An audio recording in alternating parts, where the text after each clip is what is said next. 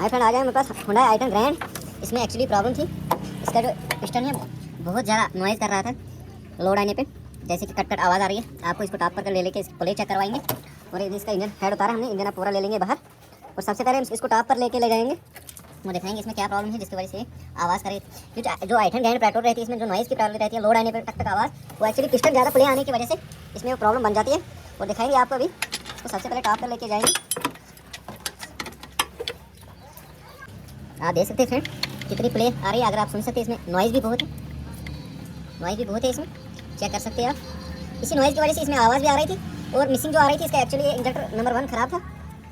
ज़्यादा फ्यूल डालने की वजह से इसमें एवरेज भी प्रॉब्लम थी और इसमें प्रॉब्लम थी और आवाज़ भी कर रही थी जब ज़्यादा इंजन स्प्रे कर रहा था। और अभी इसका रिंग हम डाल के ले लेंगे, फिर हमारा काम हो जाएगा। i10 grand petrol 1.2 litre engine और बर्फ़ भी गिर रहा है अभी।